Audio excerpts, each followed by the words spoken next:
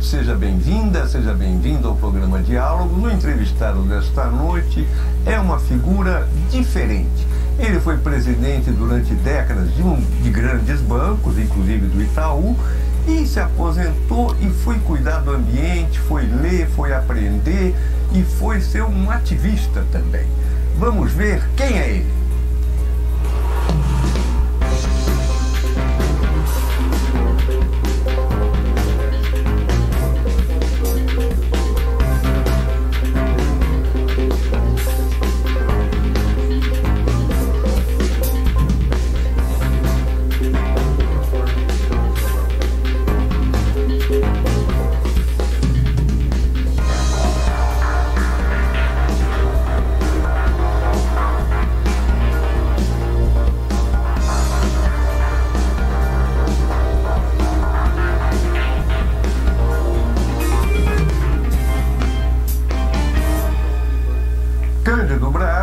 Que nos concede essa entrevista, ele não faz isso, mas enchi tanta paciência dele que ele topou devido, vamos chamar assim, à causa do meio ambiente. E é uma situação dramática que o Brasil está vivendo com as queimadas que tem no Pantanal, na Amazônia, no Cerrado, e nós estamos vendo isso em São Paulo diariamente já há 2 semanas pelo menos.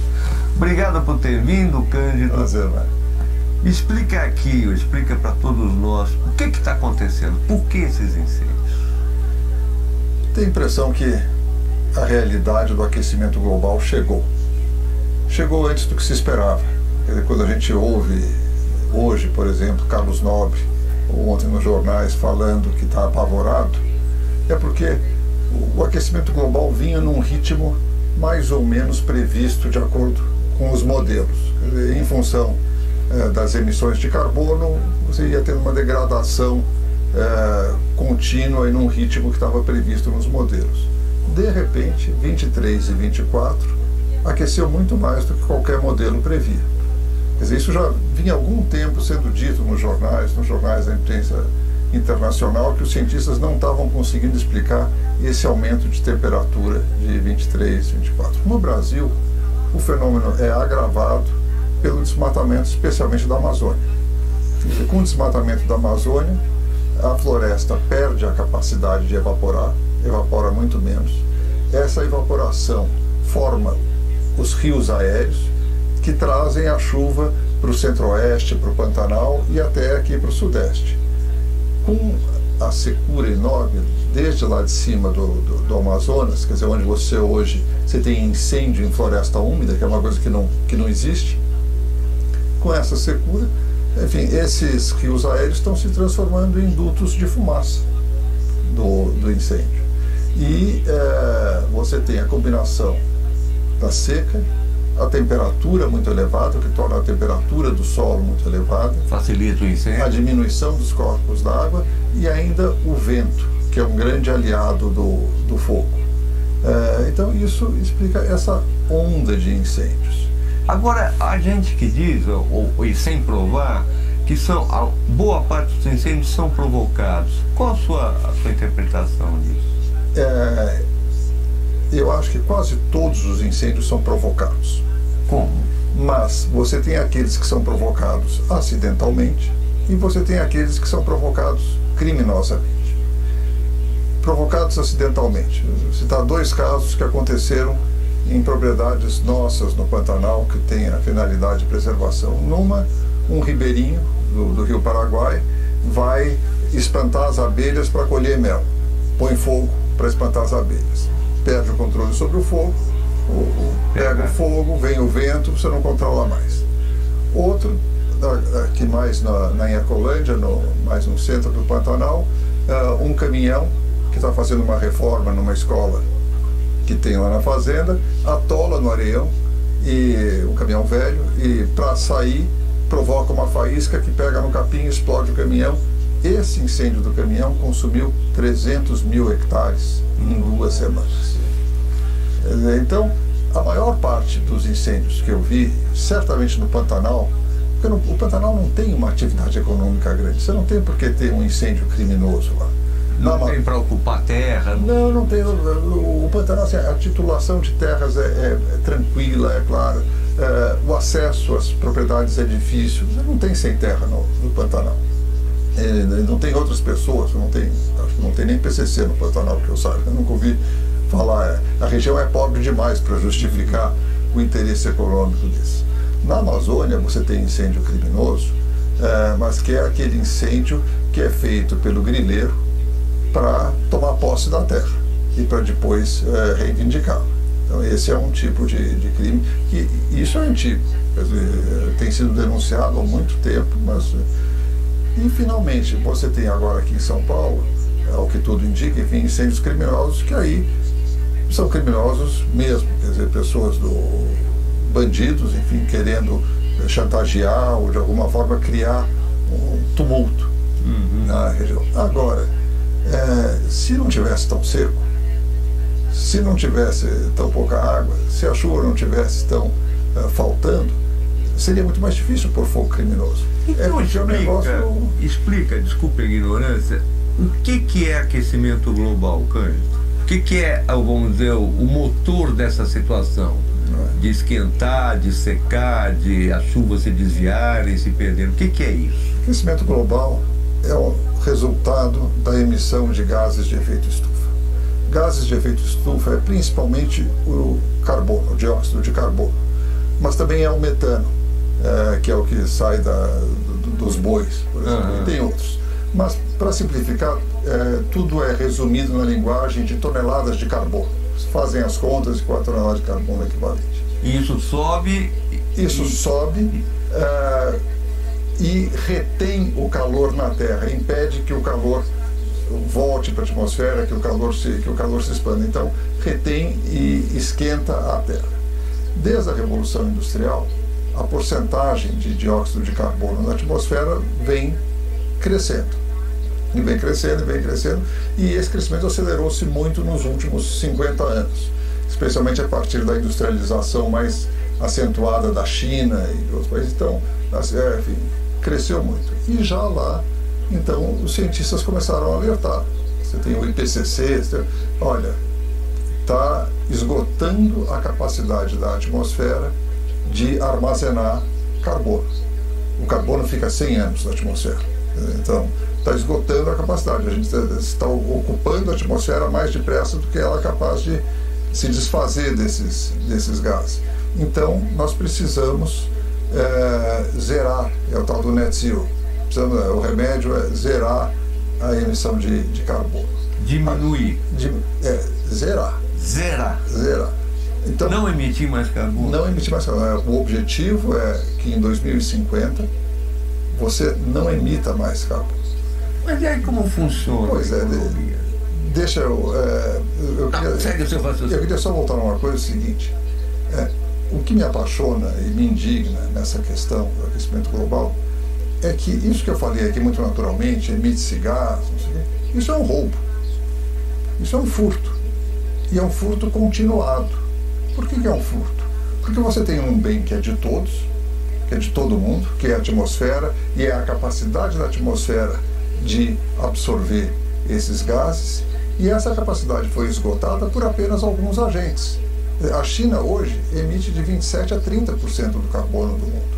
Estados Unidos emite 14%, já emitiu muito mais no passado. E não se paga nada por isso. Você pode dizer, olha, mas não estava combinado. Então, eles podiam ter emitido. Pode até ser no passado, mas já há 30 anos se sabe que isso está acontecendo e existe um esforço. Assim, a grande maioria dos economistas diz que a forma de corrigir esse problema é cobrar um preço pela emissão de carbono. Quer dizer, dizem que o aquecimento global é a maior falha da economia do mercado de todos os tempos, porque deixou um bem sem preço. E esse bem, a água tem preço. A água tem preço, a terra tem preço. A capacidade da atmosfera de armazenar carbono não tem preço e por isso foi super explorada. Bom, quer dizer, a emissão de gases, chaminés, indústria, tudo isso. E é explorada com o objetivo de, quer dizer, as funções que geram esses gases de efeito estufa são feitas com o objetivo de lucro, tá certo? mas não computam o custo dessa externalidade, que é como os economistas chamam, que é essa geração de carbono. Bom, como é que resolve isso? Tem 3 jeitos básicos de você zerar a emissão de carbono, e nenhum deles, por si só, é capaz de dar conta de tudo. O jeito mais indolor e mais eficiente é você mudar o método como você produz as coisas. Então, é você ter o carro elétrico em vez do carro a combustível fóssil, energia limpa, enfim, é o que se chama as tecnologias verdes. Então você muda a forma de fazer cimento, você muda a forma, você usa um combustível de aviação que é verde, enfim, então todas essas novas tecnologias. Então, isso já existe, Cândido? Isso está existindo cada vez mais. Tá. Mas, Mário, se você tivesse um preço para o carbono, existiria muito mais depressa. Porque são tecnologias novas, caras, que você gasta muito para pesquisar e para investir e tem que competir com um petróleo relativamente barato. Sim. Se você tivesse um ônus sobre o combustível fóssil, no petróleo, você cria um espaço muito maior para que essas tecnologias novas surjam e se desenvolvam e se tornem competitivas rapidamente. Várias já estão se tornando. Hoje, energia solar, energia eólica estão se tornando muito mais baratas. O Bill Gates chama isso de prêmio verde, Green Premium. O prêmio verde é o quanto a tecnologia nova é mais cara que a tradicional. Então, uma forma de você diminuir esse prêmio verde, facilitar o desenvolvimento, é onerar, taxar o outro. Bom, essa é uma forma, e é a forma que todos nós preferimos, porque a gente não precisa mudar os nossos hábitos. Sim. Né? Você continua viajando de avião, mas o avião tem combustível verde. Você continua usando o carro, mas o carro é elétrico. A outra forma, que é uma forma dura, que ninguém gosta, mas é a mudança de hábitos. Então, como alguém aí pediu, viaje só uma vez por ano de avião. Em vez de carro, vá de bicicleta. Coma menos carne. Use transporte coletivo. Faça isso. É a mudança de hábitos. Hábito é duro de mudar. Tem um cientista famoso, físico, que tinha uma frase que eu gosto muito, que era o Max Planck.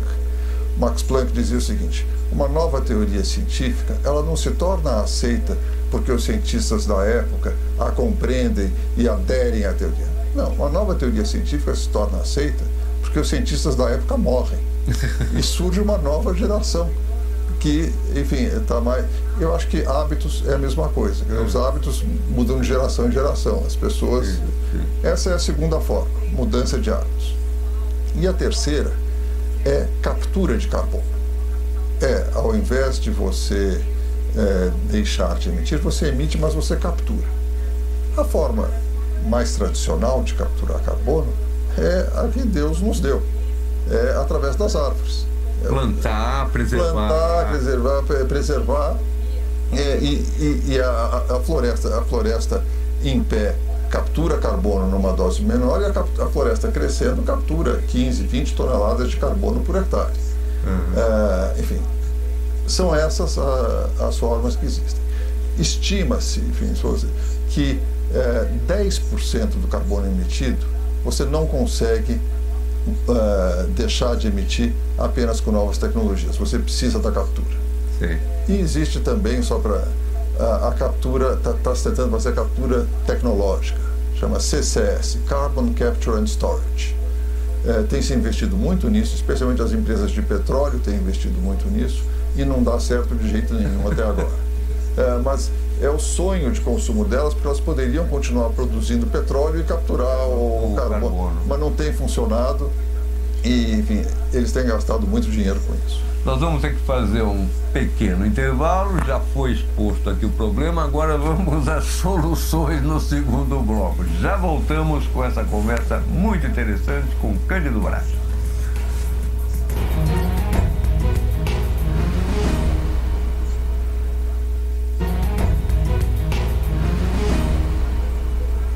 Voltamos com Cândido Bracha, que é ex-presidente de banco, administrador de empresas e que agora está voltado para a pesquisa e o ativismo ambiental. Você disse, Cândido, os 3 motivos aí combustíveis do aquecimento global. Grosso modo, o modo de produção, a tecnologia e os hábitos. Isso é a forma de você atingir o net zero, né? Quer dizer, produzir diferente através da tecnologia, mudar os hábitos e capturar carbono. Capturar carbono. Através da forma. Como se faz isso?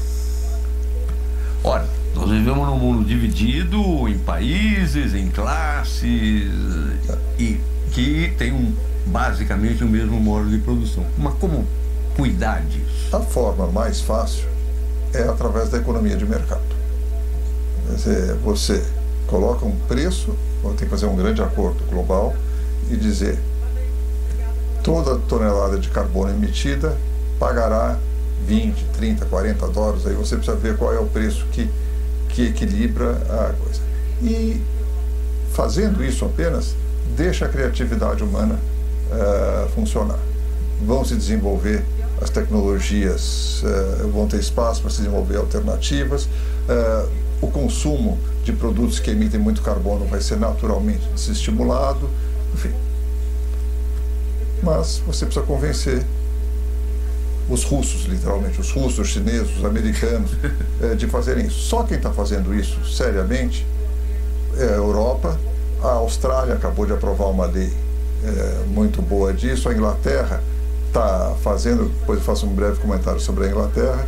A Europa tem o seu mercado interno de carbono. Ela cobra, de fato, das indústrias pelo carbono que elas emitem. Tem uma curva descendente que as indústrias estão obrigadas a cumprir, emitir cada vez menos ano a ano. Se passa disso, tem que comprar. Tem que pagar pelo excesso de carbono. Se vai melhor do que isso, pode vender. Sim, aí entra o mercado. Aí entra o mercado. E a Europa, como ela está sozinha no mundo fazendo isso, ela inventou um negócio, quer dizer, que é para impedir que então as indústrias que emitem carbono, que usam carbono, saiam da Europa e passem a exportar para a Europa. Ela criou um negócio que chama-se Carbon Border Adjustment Mechanism, que é um imposto na fronteira. Quer dizer, o produto que entra na Europa paga um imposto pela quantidade de carbono contida nele. Grosso modo, a poluição que ela gera, ela tem que pagar. Exato. Por quê? Porque essa é uma coisa fascinante do aquecimento global. O aquecimento global é global. A solução só pode ser global. A atmosfera não tem fronteira. Não adianta nada eu fazer o céu completamente limpo, sem carbono, em cima da minha casa, se o vizinho, ou mesmo se o cara no outro continente está fazendo, porque tem os ventos, tem a coisa, enfim. Vai aquecer aqui do mesmo jeito.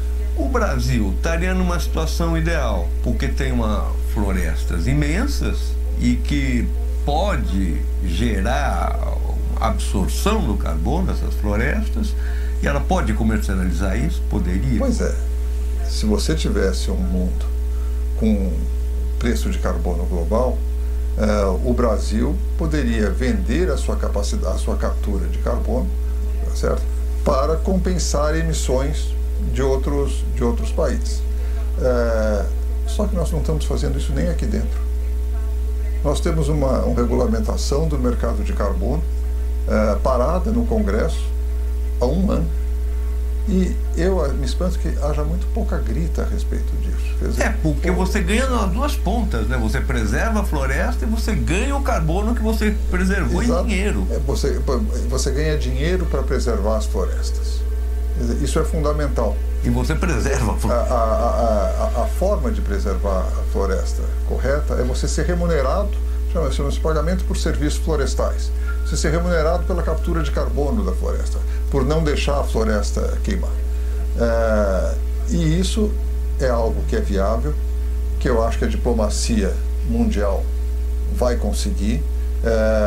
Acho que o agravamento da situação climática vai ser um catalisador desse processo, mas o Brasil, para se credenciar para esse debate internacional, precisa fazer a lição de casa. E por que não faz? Pois você sabe que o aquecimento global tem inimigos. O combate ao aquecimento global tem inimigos. Quer dizer, você tem a indústria de óleo e gás, você tem, enfim, você tem uma série de atores que pretendem extrair um pouco mais de lucro antes de ter que abandonar as suas tecnologias tradicionais, o seu combustível fóssil e tal. E como o problema é complexo, eu não preciso me expor muito para ser contra. Basta procrastinar. Sim, fazer corpo mole. Basta fazer corpo mole, não deixar. Então nós temos, quer dizer, o Brasil precisaria ter um mercado de carbono. Hoje os grandes emissores brasileiros, Petrobras, Vale, os frigoríficos, teriam que estar compensando as suas emissões. E para compensar as suas emissões, teriam que comprar créditos de carbono de pessoas que estivessem preservando as florestas. Indiretamente estariam preservando as florestas. Estariam preservando as florestas. O Brasil precisa fazer isso para dar um exemplo e para se credenciar a reivindicar que isso seja feito numa escala global. Mas não está fazendo. E você disse, quer dizer, o Brasil teria muito a ganhar. Teria muito a ganhar não só por causa disso. Esse é o fator direto. Mas o Brasil tem uma insolação extraordinária. O Brasil ainda tem disponibilidade de água, então o Brasil pode ser um grande produtor de hidrogênio verde. O Brasil tem toda essa tecnologia de combustíveis verdes que pode fazer. Enfim, o Brasil tem uma matriz energética muito limpa, baseada em água. E, bom, tudo isso. Então o Brasil, que é um dos países com maior potencial de ganhar com a economia verde, a gente está vendo que também é um dos países que mais vai sofrer com o aquecimento global. A gente está vendo isso agora. E o tempo corre contra nós. Agora, essa procrastinação, como você disse, esse corpo mole, é uma questão só da influência dos lobbies, da indústria da energia, das superindústrias, das grandes indústrias, ou é também um problema de governos? Porque o governo anterior, ele era pró-queimada, era destruir o IBAMA e tal. Esse, me parece, tentou reerguer, ou pelo menos falar do assunto. Mas, pelo que você está dizendo, não anda. Não anda. E agora, Mário Sérgio, eu acho que é um problema de todos nós. Eu acho que a coisa ficou tão séria. Quer dizer, que é um momento da gente, como sociedade. Recentemente, eu assinei junto um manifesto de 50 empresários, dizendo, olha, nós queremos ajudar na solução, nós estamos preocupados e nós nos dispomos a ajudar. Quer dizer, hoje a gente precisa ajudar, precisamos todos nos empenhar nisso, porque o Brasil está se desertificando. Eu rezo assim para que esses últimos 2 anos, 23, 24, tenham sido um ponto fora da curva e a gente volte a piorar mais lentamente, como a gente estava piorando antes. Mas pode ser que não seja. E de qualquer jeito, a gente precisa reagir. Eu tenho a impressão que nessa hora o governo precisa assumir um papel de liderança claro. Quer dizer, então, o fato do mercado de carbono estar parado no Congresso há um ano, eu não me lembro de ter visto. E assim, não adianta você ter 11 ministérios trabalhando sobre esse problema. A gente vê certos ministérios, enfim, um trabalho muito intenso, um esforço, não sei o quê, Ministério do Meio Ambiente, especialmente, você vê completamente envolvido com isso, mas não tem poder. Só se o presidente não assume o negócio, não chama assim, não vai à televisão no horário nobre e diz, olha, o nosso plano de carbono zero é esse aqui. Nós vamos chegar em 2050, a nossa estratégia, reduzindo assim, assado. Você eu li semana passada, o jornal Financial Times, tinha uma notícia lá. A Inglaterra, em fim de setembro, desativa a sua última usina movida a carvão. A carvão. A Inglaterra, que é o país da Revolução Industrial, começou lá, está desativando a sua última usina. É o primeiro país do G7 a ficar independente de carvão na geração de energia. E a matéria diz assim, e fará isso 1 ano antes do previsto no plano. Era para 2025, vai ser em 2024. Quer dizer, eles têm um plano. O plano foi feito em 2015 por um governo conservador. E eles estão seguindo esse plano. Agora um governo trabalhista. Agora, qual é o nosso plano? Quando é que está previsto o Brasil parar de emitir como carbono? Você sabe? Eu também não sei. Quer dizer, quanto que está previsto de diminuir o desmatamento? Quanto que está... Enfim, precisamos ter um plano. E o governo precisa, você diz da solução, né? O governo precisa ir para a televisão, anunciar esse plano e dizer: isto aqui é uma prioridade de Estado, não é mais uma questão de governo. Daqui eu entro um pouco no mundo da ingenuidade, se você quiser dizer. O meu sonho seria ter para o clima o que a gente tem para a inflação com o Banco Central. A gente teria que ter uma agência gestora do clima, assim como responsável pela redução de emissões, assim como o Banco Central é responsável por manter a inflação baixa. Quer dizer, você tinha que ter métricas, medidas, você tinha que medir todo ano, tinha que ter esse plano de quanto que vai reduzir as emissões de carbono, acompanhar se isso está de fato acontecendo. Se não estiver acontecendo, isso tem que gerar consequências. Enfim, uma governança que atravesse os governos. Porque a gente não pode agora, no próximo governo entra de novo alguém completamente avesso ao problema, como a gente está correndo risco agora nos Estados Unidos de entrar o Trump, com alguém que tende a ignorar o problema e voltar tudo atrás. Quer dizer, isso é uma questão de Estado. Uma última pergunta, Cândido. Você falou, precisamos nos mover como sociedade, o papel de responsabilidade do governo para liderar isso. Agora, vocês, empresários, assinam um manifesto, se mobilizam, gastam dinheiro, compram terra, e sindicatos, e partidos, e estudantes. Falo em estudantes porque é um tema sensível para a juventude. Tem alguma maneira de centralizar isso, essa pressão social? Eu acho que tem, através dos partidos, através dos sindicatos. Partidos são o que são, né, cara? Vamos ser realistas. Eu acho que cada um de nós, é aquela história, cada um de nós tem que exigir isso das pessoas que nos representam. Tem que praticar isso individualmente. Você pode praticar individualmente, você pode praticar nos seus hábitos diários, você pode exigir isso das pessoas que te representam, e você pode praticar isso também nas suas empresas, no seu, enfim. Eu acho a situação está se tornando muito séria. A questão se há tempo, né? Pois é. Agora, tempo sempre há, no sentido que você pode mitigar os danos. Aliás, mitigar é a expressão que se usa, quer dizer, para essa redução de emissões de carbono, é a mitigação. Além da mitigação, você tem a adaptação, que é o gasto para você apagar incêndio. Adaptar é literalmente apagar incêndio, é relocalizar as comunidades do Rio Grande do Sul inundadas, isso é adaptar. Existe uma falsa, tem gente que tenta dizer assim, não, vamos investir mais em adaptação do que em mitigação. Tem que investir nos dois. Se você não investir em mitigação, a adaptação fica cada vez mais cara e cada vez mais difícil. Tá certo, Cândido. Lamentavelmente já estouramos o tempo bastante, mas muito obrigado pela entrevista, muito esclarecedora. E está colocado aí o problema, como disse o Cândido, olha, diz respeito a todo mundo e pode agir individualmente e coletivamente.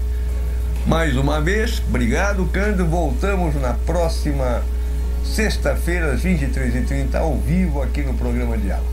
Até lá.